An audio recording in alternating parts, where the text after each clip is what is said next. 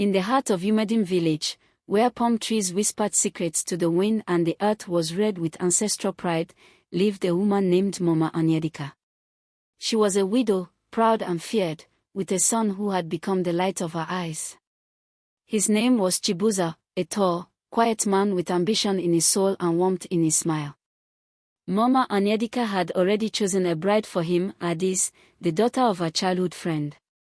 Adis was cultured, wealthy, and respected. She was everything Mama Onyedika thought a good wife should be. But fate danced to its own rhythm. When Chibuza came home from university, he brought with him a girl from another village, a gentle soul named Amoka. Her smile was soft, her voice respectful, and her hands blessed with the gift of cooking and kindness. She wasn't rich, and her parents were simple farmers, but her heart was as pure as spring water. Chibuza introduced her to his mother with pride, unaware of the storm he was stirring. Mama Onyedika's face darkened like a rain cloud. She greeted Amoka coldly, her lips barely curving in welcome. To her, Amoka was an intruder, a thief who had stolen her son from the woman she believed he was destined to marry. From that day, she vowed to make Amoka's life in her home a living trial. Amoka tried her best to win Mama Onyedika's heart. Every morning, she woke early to sweep the compound, fetch water from the stream, and prepare the elderly woman's breakfast before anyone else stirred. She called her Mama with reverence and brought gifts of palm oil and fresh vegetables from her own village. But no matter how hard she tried, the coldness in Mama Onyedika's eyes never thawed. Mama Onyedika would find faults in everything Amoka did. If the soup had too much pepper, she'd claim it was to punish her. If the water pot was half full, she accused Amoka of laziness. At village gatherings, she made sure to praise Adis loudly in front of others, reminding everyone how suitable she would have been for her son. Amoka, with grace, held her peace. Her love for Chibuza gave her strength, and Chibuza's quiet encouragement helped her endure. But the whispers grew. Some villagers began to question Amoka's place in the family. Why marry a poor girl when there was Adis? They asked. Why provoke Mama Onyedika like that? Others, especially older women who saw the goodness in Amoka's heart, whispered prayers for her in secret. Still, the tension in the compound thickened like evening harmattan. Chibuza noticed the tension, though Amoka tried to shield him. One evening, he confronted his mother respectfully. Mama, he said, what has Amoka done to offend you? But Mama Onyedika would not bend. She has robbed me of my dream, she said coldly. Adis is the daughter I wanted, not this farmer's girl. Chibuza sighed but stood by his wife, and Amoka's love for him deepened even as her trials worsened. Every night, Amoka cried quietly into her pillow, careful not to wake Chibuza.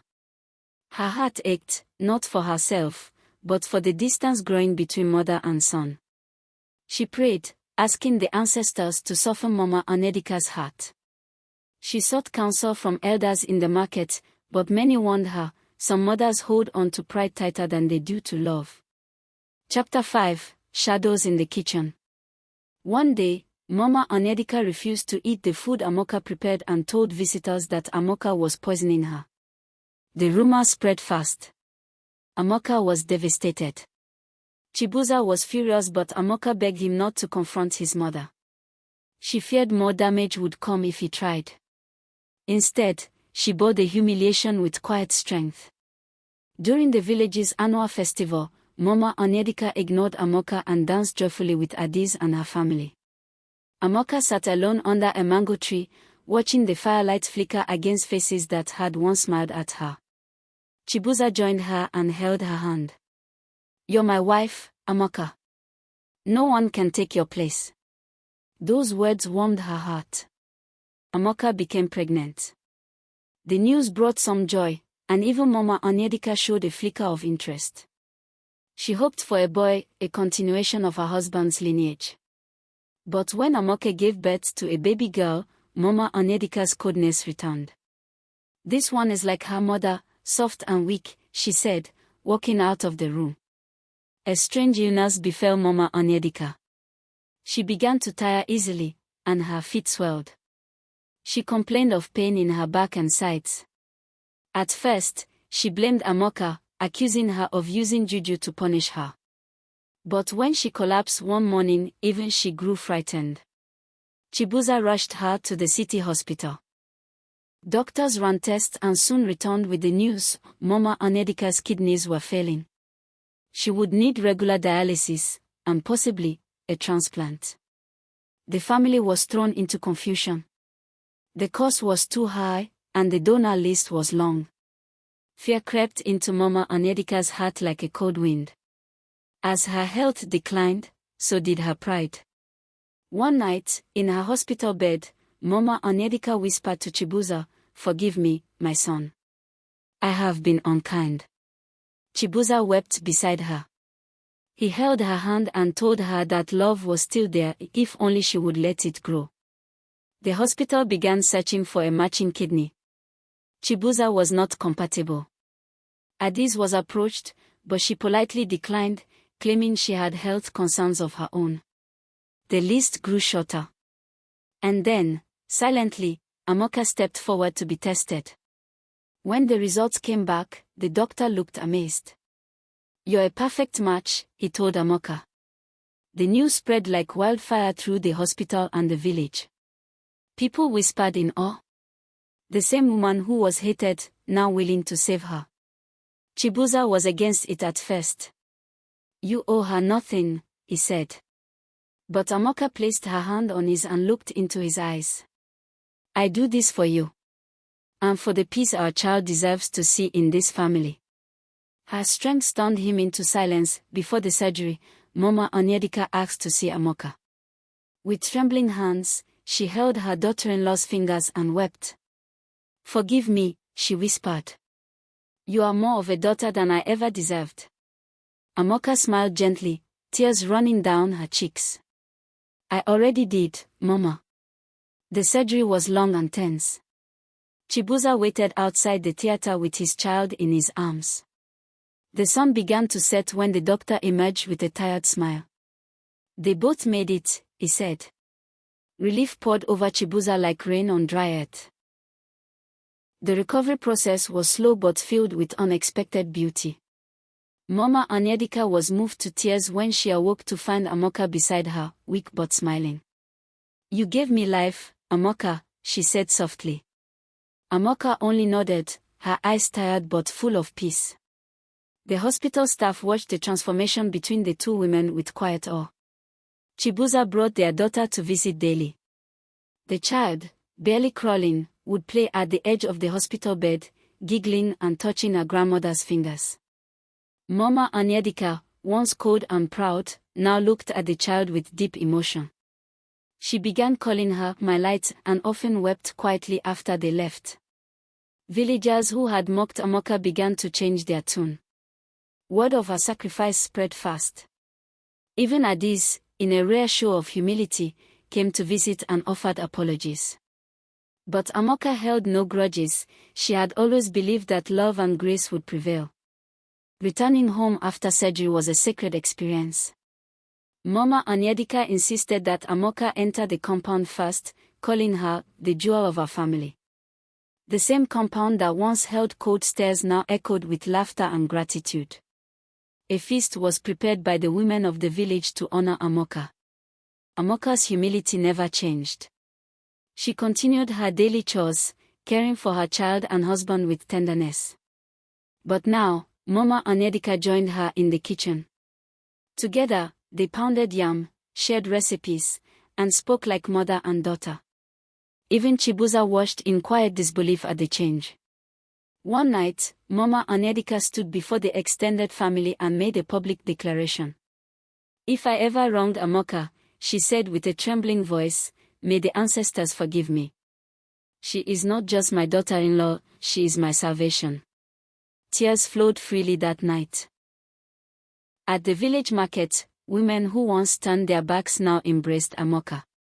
"The girl with a golden heart," they called her. She was gifted handmade cloth, yams, even a goat. Elders from the neighboring village invited her to speak to young women about endurance, love, and humility. Amoka, overwhelmed, stayed grounded. She often reminded them, "I didn't do it to be praised. I did it because it was right." Her story became a bedtime tale mothers told their daughters, not of magic or royalty, but of love that could melt even the hardest stone. Mama Anyedika became her biggest defender. Any gossip or unkind word about Amoka was met with sharp rebuke. "That woman carried me when death was at my door," she would say. "And I will carry her honor as long as I breathe." Adis, once confident and envied, now lived in the shadow of Amoka's goodness. She had lost the respect of many for refusing to help when it mattered. Quietly, she approached Amoka one afternoon by the village stream. Her eyes were heavy with regret. "I didn't know your strength," she confessed. "And I was blind with pride. Forgive me." Amoka held her hands and said, "It's not too late to live differently. Let's rise together as women of honor." That moment ended years of bitterness between them. The two women, once rivals, began to greet each other warmly in public. It was a message to all that healing is not only possible, but powerful when women choose peace over pride.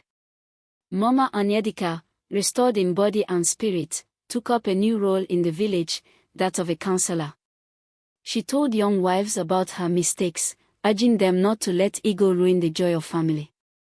Her honesty surprised many, but her wisdom began to heal other homes. Amoka and Chibuza's love blossomed deeper. They began planning to build a health center in the village, to help those who might one day need what Mama Anyedika once did. With support from the villagers and friends, land was offered and bricks were laid. Their daughter, now walking and talking, would often run through the half-built clinic shouting, "This is Grandma's house." And indeed, it was a house built from pain, forgiveness, and a kidney wrapped in love. Chibuza and Amoka poured their savings into the health center project. It wasn't easy, but the community's support kept them going. Local builders offered their labor, and young men volunteered to carry blocks and mix cement. What once seemed like a dream now rose from the ground, brick by brick. Mama Anyedika, moved by their generosity, sold a piece of inherited land to help fund the roofing. "This is not just a clinic," she told the villagers. "This is a second chance, my second chance. And many others will find hope here too." Her words became a rallying cry. Amoka began attending health training workshops in the nearby town. She learned basic caregiving skills and how to offer first aid. Her passion lit up the village, and many young girls began dreaming of becoming nurses or health workers, inspired by her quiet strength. A heavy storm struck the village, and part of the clinic's foundation was washed away. The villagers gathered, discouraged. "Is this a sign we should stop?" some asked. But Amoka, standing soaked in the rain with mud on her wrapper, said, "When rain falls, it tests our roots. Let us stand stronger." Her words ignited courage. Within a week, the community had rebuilt the fallen walls, this time firmer and deeper. Even elders who once watched in silence now contributed building materials and food for workers. The rain had not destroyed them, it had united them. Mama Anyedika, watching from her veranda, shook her head in amazement. "The girl I once despised," she whispered, "now holds the village together." Her tears that evening were not of regret, but gratitude. Amoka and Chibuza welcomed their second child, a son. The village erupted in celebration. The naming ceremony drew people from far and wide. Drums echoed, goats were slaughtered, and palm wine flowed freely. Mama Anyedika held the boy close, her heart swelling with joy. "We shall name him Obina," Chibuza announced, meaning father's heart. The name carried the essence of unity, strength, and legacy. When Mama Anyedika held him, she whispered blessings into his ear and kissed his forehead. "You are born of forgiveness, and you will live in peace." That night, as the stars danced above, Amoka stood beneath the moonlight and whispered her own prayers. "Let them always remember that love can rewrite any story." Amoka's fame spread to neighboring villages. Women called her the Queen of Compassion. She was invited to speak at gatherings and women's forums. Though shy at first, her words carried weight because they came from a heart that had truly suffered and truly loved. At the market, sellers often refused to collect money from her. "For all you have done," they'd say. But Amoka always insisted on paying, reminding them that dignity also lives in fairness. Her humility made her story even more powerful. Mama Anyadika often accompanied her. She now called Amoka "my daughter" without hesitation. The market women joked, "You're following her like her handbag now." They all laughed, but behind that laughter was admiration and awe. One day, a letter arrived from a city hospital. They had heard of Amoka's work and invited her to attend a regional women's leadership conference. The letter came with transport allowance and hotel reservation. Amoka was speechless. She had never left the village on such an invitation. Chibuza encouraged her to go. "You've carried this village. Let the world know your voice too." Even Mama Anyadika insisted, buying her new wrappers and sandals. "Let them see what a true woman looks like," she said proudly. As Amoka boarded the bus to the city, villagers gathered to wave goodbye. Some cried. Others danced. And Mama Anyadika held baby Obina and said, "Go and shine, my daughter. You have already lit up our hearts." Amoka arrived in the city, wide-eyed and nervous. The tall buildings, the noise, the rushing cars, everything was so different from the quiet parts of her village. But her heart remained calm. She reminded herself, "I came here not for comfort, but for purpose." At the Women's Leadership Conference, she listened to doctors, lawyers, and professors speak. When it was her turn, she stepped up to the podium and told her story, not with fancy words, but with raw truth. The whole fell silent as she spoke of love, pain, forgiveness, and the power of one small act. When she finished, people stood and clapped. Tears ran down many faces. She was approached by a health foundation director who promised to support her village clinic with equipment and medicine. Amoka's voice had planted seeds far beyond her home. Weeks after her return, trucks arrived from the city. They carried hospital beds, medicine, mosquito nets, and boxes of equipment. The clinic, once just walls and hope, now looked like a real health center. The villagers gathered to watch as beds were set up and shelves were filled. Mama Anyadika cried as she walked through the finished building. This is what love can do," she said, her voice shaking. Children danced outside while the elders prayed in gratitude. Amoka stood quietly in a corner, watching the dream take shape. Chibuza came to her side and whispered, "You've changed everything." She smiled. "No," she said. "Love did." One evening, a traveler was brought to the clinic, a woman with high fever and bleeding wounds. No one knew her, but Amoka didn't hesitate. She cleaned the wounds, gave her water, and stayed with her all night. In the morning, the woman opened her eyes. She whispered her name, Chinyo, and wept. "I ran from my husband. He beat me. I had nowhere to go." Amoka held her hand and said, "You're safe now." Mama Anyadika later gave Chinyo a small room in their compound. "No one will hurt you here," she said. The woman who once rejected a daughter-in-law was now becoming a mother to the wounded. The village elders called a special gathering. They presented Amoka with a white wrapper, a symbol of purity and wisdom, and named Dia Nwanyo Bioma, woman with the good heart. Drums beat. Children sang her name. The air was thick with joy. Mama Anyadika gave a powerful speech. "Let no mother ever curse the wife of her son. Let no heart be hardened by pride. This woman, whom I once rejected, saved not just my life but my soul." Chibuza watched with pride as Amoka knelt to receive the blessing. "May your days be long. May your legacy never die," the elders chanted. Amoka's work at the clinic grew. People from distant villages began visiting. She had no official medical title, but her care healed more than wounds, it restored dignity. She listened. She prayed. She treated each patient like family. One afternoon, a boy with a broken arm came in, carried by his crying sister. Amoka calmed them, tied the boy's arm, and gave them food. As they left, the girl turned and said, "I want to be like you when I grow up." Amoka knelt down and said, "You already are. You have love." That night, under the stars, Amoka prayed silently. "Thank you for the pain that brought purpose. Thank you for the hate that led to healing." One day, Mama Onyedika received a visitor she hadn't seen in years, her estranged younger brother, Ejike. They had parted ways after a bitter inheritance quarrel. Now older, thin, and unwell, he arrived at her doorstep with tears and trembling hands. Mama Onyedika, once a woman of vengeance, now embraced him. "Let the past die here," she said. She called Amoka, who quickly prepared food and arranged for a checkup at the clinic. The reunion moved the entire village.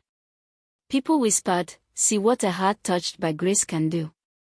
That night, Ejike sat by the fire with Mama Onyedika, Chibuza, and Amoka.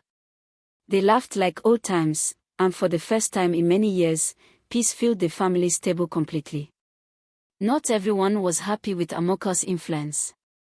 A few envious villagers spread rumors that she was using charms to gain favor. "None can be that perfect," they hissed. One even claimed that the clinic was just a front to attract international money. Amoka was hurt but calm. She continued her work without retaliation. Mama Onyedika, however, was furious. She stormed the village square, defending Amoka with fire in her voice. "If doing good is now evil, then may our hearts be judged." The village elders investigated and cleared Amoka's name. The liars were shamed, and the community rallied around Amoka even stronger. From the storm, her light only shone brighter. News of the village clinic reached the state capital. One Saturday morning, an unexpected motorcade arrived. The governor's wife had come, curious to see the woman who donated a kidney and transformed her community. She toured the clinic, asked questions, and listened to Amoka speak. Impressed, she promised government support, including nurses, solar power, and regular supplies. "You've done what some governments struggle to do," she said. "You are a blessing to our nation." Photos were taken, and for the first time, Amoka's story appeared in newspapers. Photos were taken, and for the first time. But she remained grounded. "It is not fame I seek," she said. "Only healing." With more help pouring in, Amoka started a side project, a school for young girls who had dropped out due to pregnancy, poverty, or abuse. She called it the School of Grace. The goal: restore their confidence and teach them skills. Volunteers came. Women taught sewing, farming, basic reading, and even computer use. Some girls came with babies on their backs, but they came hungry to learn. Amoka taught more than lessons, she taught them to believe in themselves again. Mama Onyedika took on the role of grandma of the school, helping care for the babies while their mother studied. Her heart had truly been reborn. Chinyo, the woman who had fled her abusive husband, began to heal. She helped in the clinic and eventually found love again, a widow teacher named Uche who adored her gentle strength. He proposed to her in front of the school's garden. When Chinyo asked Amoka to stand as her Onino Esh, maid of honor, tears flowed. "You gave me a second chance at life," Chinyo said. "Now I want you beside me as I begin again." The wedding was small, but beautiful.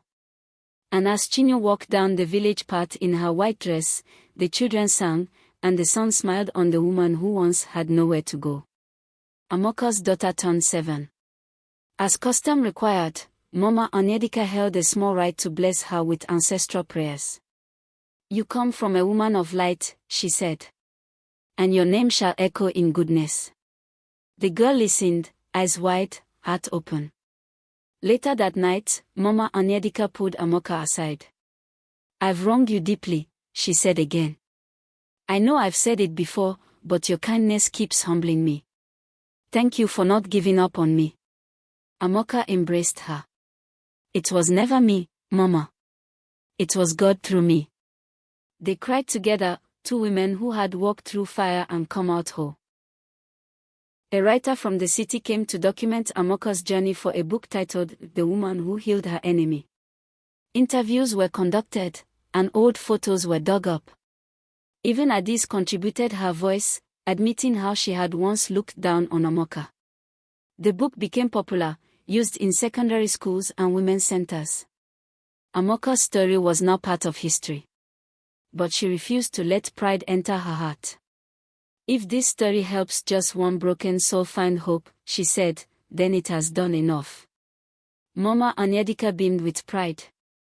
"You are my legacy, Amoka. Not land. Not wealth. You." Just as things seemed perfect, Mama Anyedika collapsed one morning. Her body, already weakened by age and past illness, had reached its limit.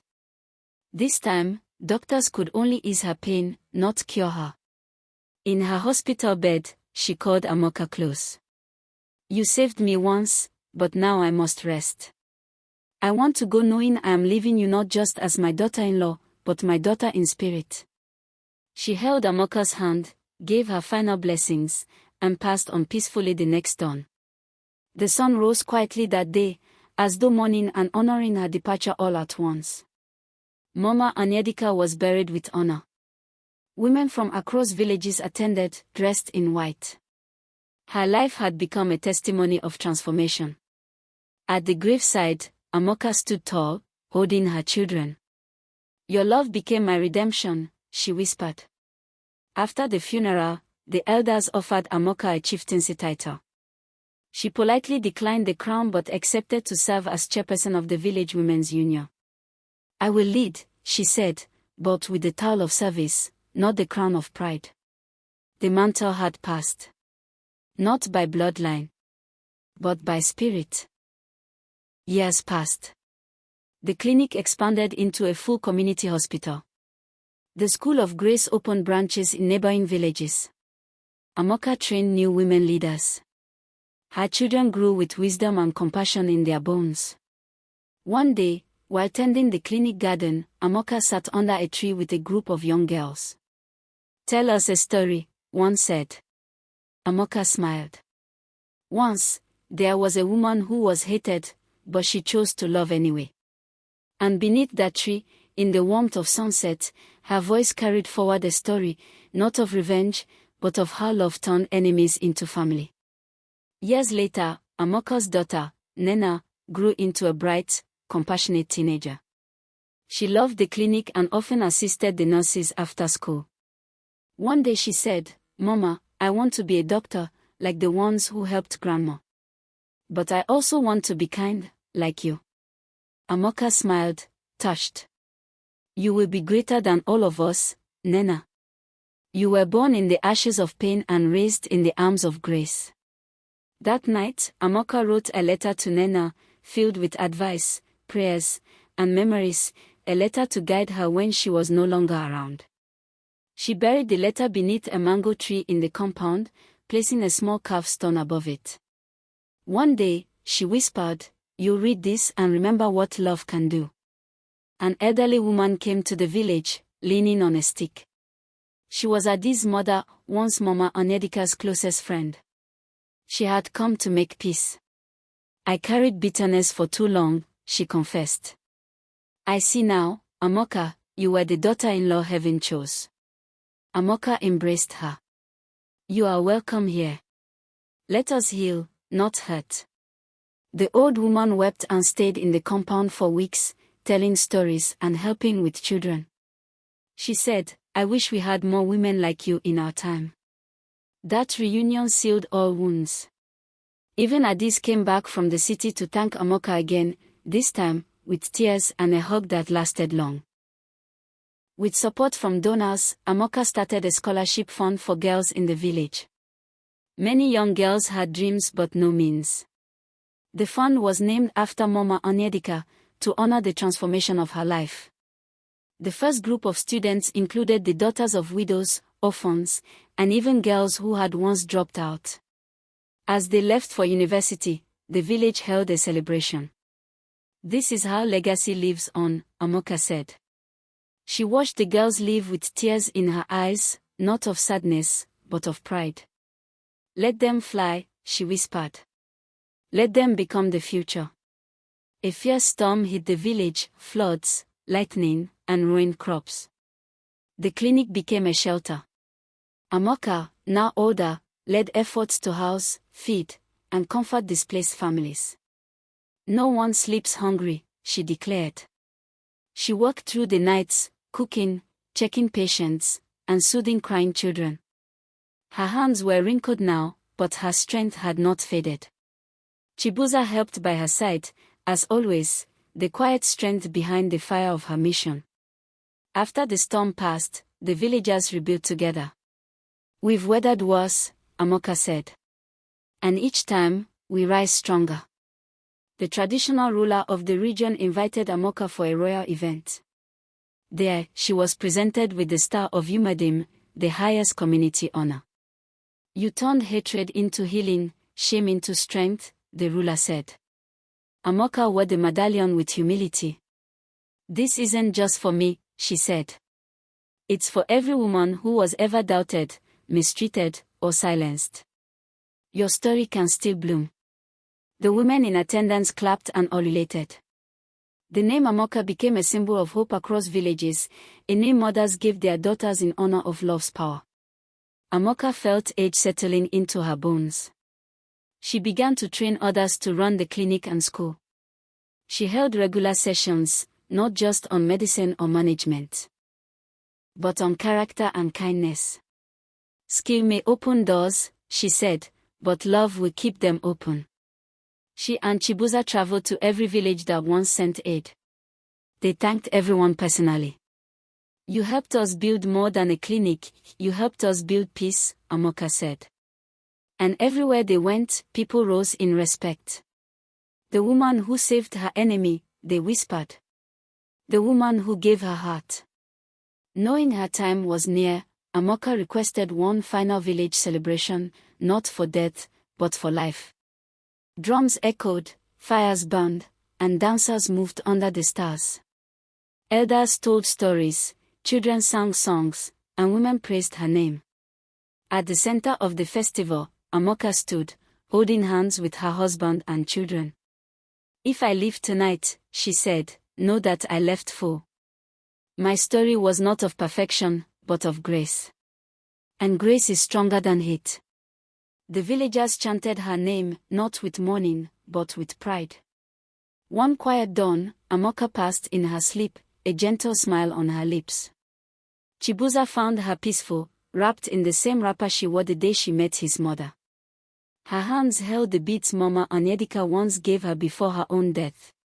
She was buried beside Mama Onyedika, under the large udole tree in the compound. People came from far and wide. They didn't cry with despair, they sang with reverence. A candle was lit at the clinic entrance that night. It burned for 3 days. And the flame of her memory never died.